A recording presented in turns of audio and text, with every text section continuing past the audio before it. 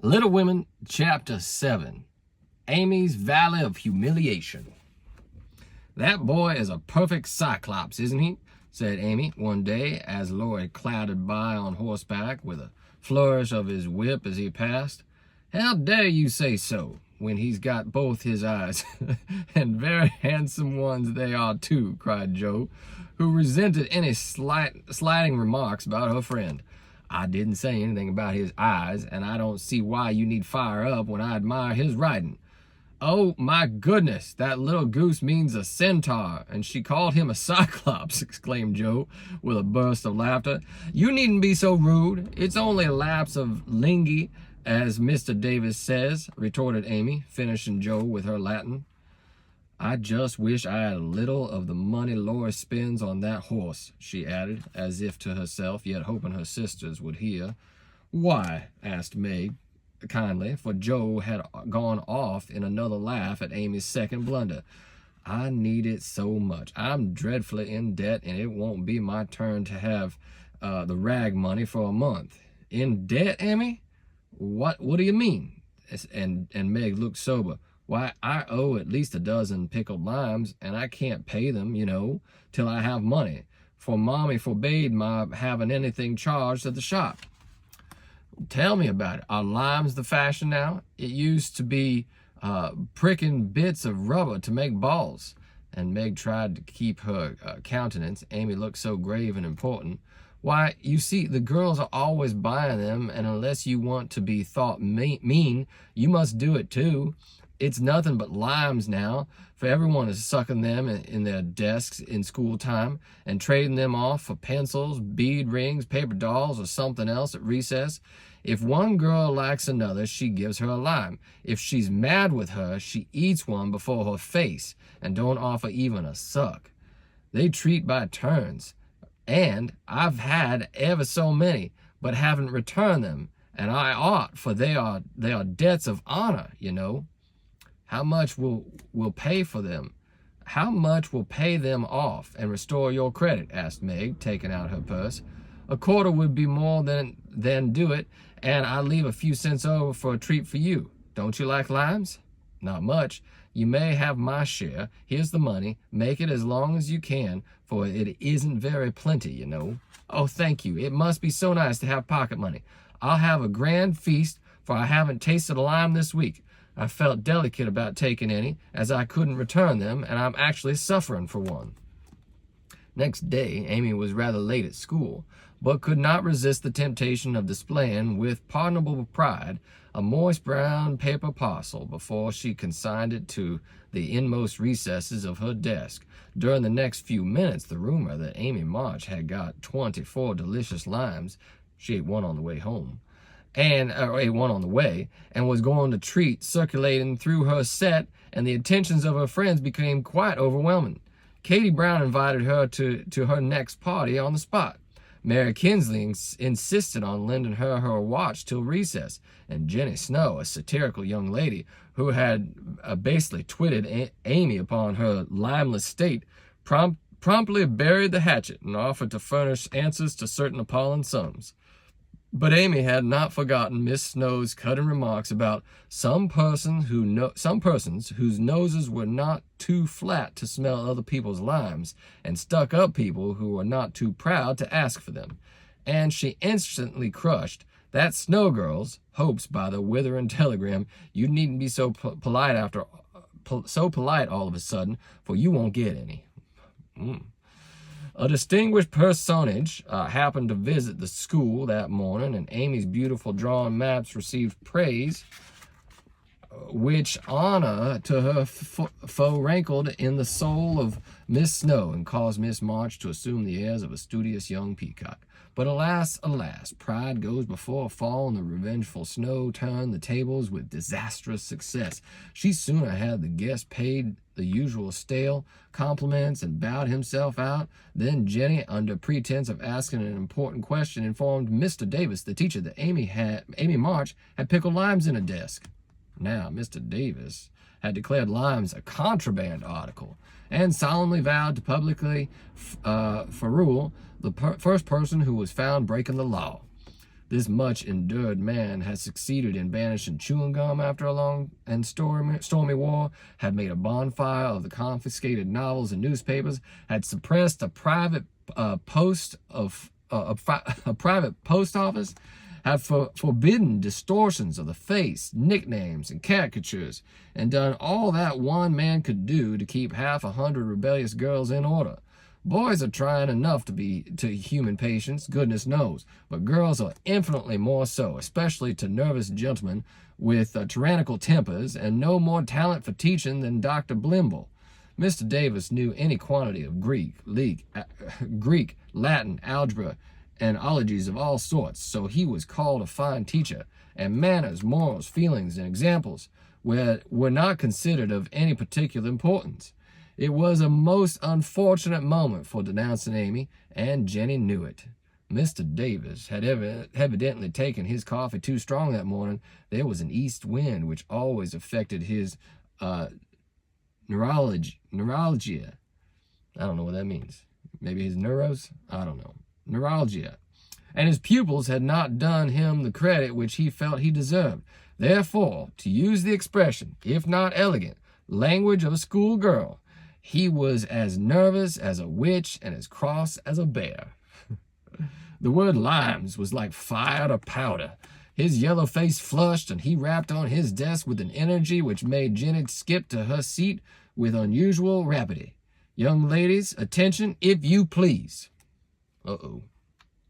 At the stern order, the buzz ceased, and the 50 pair of blue, black, gray, and brown eyes were obediently fixed upon his awful countenance. Miss March, come to the desk. Amy rose to comply with outward composure, but a secret fear oppressed her, for the limes weighed upon her conscience. Bring with you the limes you have in your desk, was the unexpected command which arrested her before she got out of her seat. Don't take all, whispered her neighbor, a young lady of great presence of mind. Amy hastily shook out half a dozen and laid the rest down before Mr. Davis, feeling that any man possessing a human heart would relent when that delicious perfume met his nose. Unfortunately, Mr. Davis particularly detested the odor of the fashionable pickle, and disgust added to his wrath. Is that all? Not quite, stammered Amy. Bring the rest immediately. With a despairing glance at her set, she obeyed. Are you sure there are no more? I never lie, sir. So I see. Now take these disgusting things 2 by 2 and throw them out the window. There was a simultaneous sigh which created quite a little gust as the last hope fled and the treat was ravished from her longing lips. Scarlet with shame and anger, Amy went to and fro 6 dreadful times, and as each doomed couple, looking oh so plump and juicy, fell from her reluctant hands, a shout from the street completed the anguish of the girls, for it told them that their feast was being exulted over by the little Irish children who were their sworn foes. This was too much. All flashed indignant and appalling glances at the inexorable Davis, and one passionate lime lover burst into tears. As Amy returned from her last trip, Mr. Davis gave a portentous hem and said in his most impressive manner, Young ladies, you remember what I said to you a week ago. I am sorry this has happened, but I will never allow my rules to be infringed, and I will never break my word. Miss March, hold out your hand. Amy started and put both hands behind her, turning on him an imploring look which pleaded for her better than the words she could not utter. She was rather a favorite of with old Davis, as, of course, he was called, and it's my private belief that he would have broken his word if the indignation of one irresponsible young lady had not found vent in a hiss. That hiss, faint as it was, irritable, the irascible gentleman, and sealed the culprit's fate. Your hand, Miss March, was the only answer her mute appeal received, and, too proud to cry a beseech, Amy set her teeth, threw back her head defiantly, and bore without flinching several tingling blows on her little palm. They were neither many nor heavy, but made no difference to her. For the first time in her life, she had been struck. The disgrace in her eyes was as deep as if he had knocked her down. "You will now stand on the platform till recess," said Mr. Davis, resolved to do the thing thoroughly since he had begun. That was dreadful. It would have been bad enough to go to her seat and see the pitying faces of her friends or the satisfied ones of her few enemies, but to face the whole school with that shame fresh upon her seemed impossible, and for a second she felt as if she could only drop down where she stood and break her heart with crying.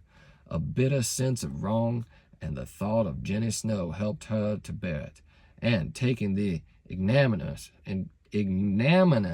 place, she fixed her eyes on the stove funnel above what now seemed a sea of faces, and stood there so motionless and white that the girls found it very hard to study with that pathetic figure before them.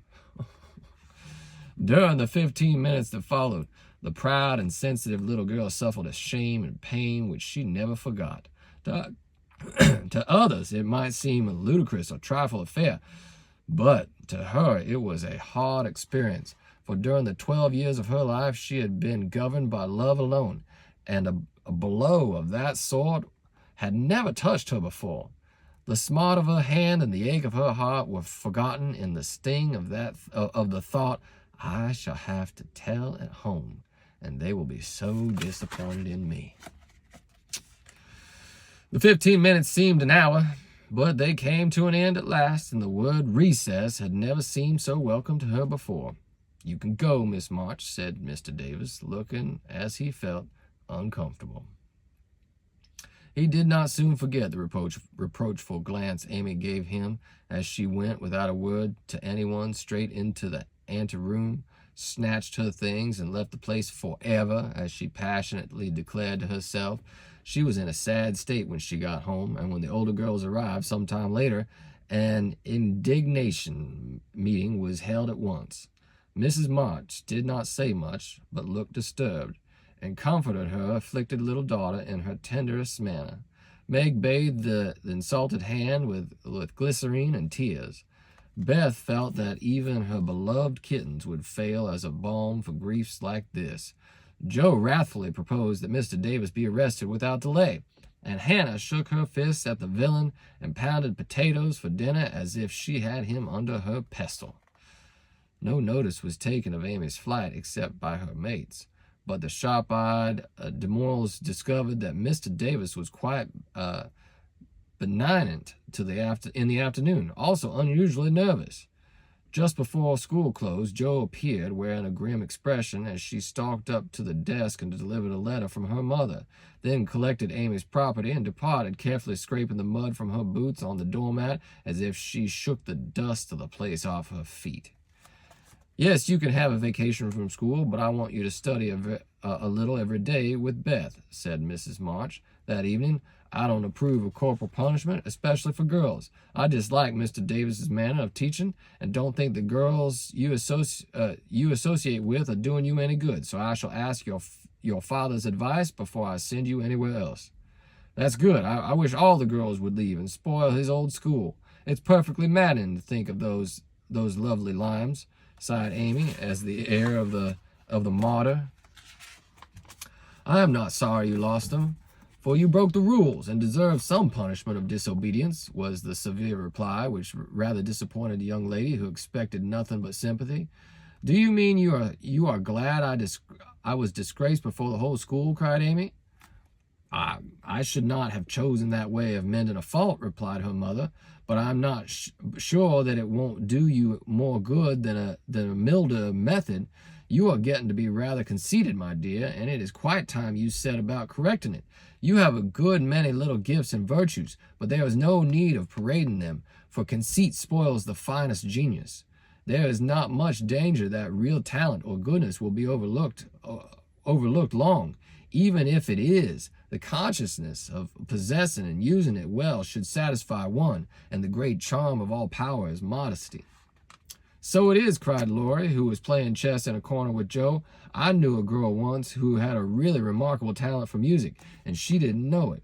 Never guessed what sweet little things she composed when she was alone, and wouldn't have believed it if anyone had told her. I wish I'd known that nice girl. Maybe she would have helped me. I'm so stupid, said Beth, who stood beside him listening eagerly.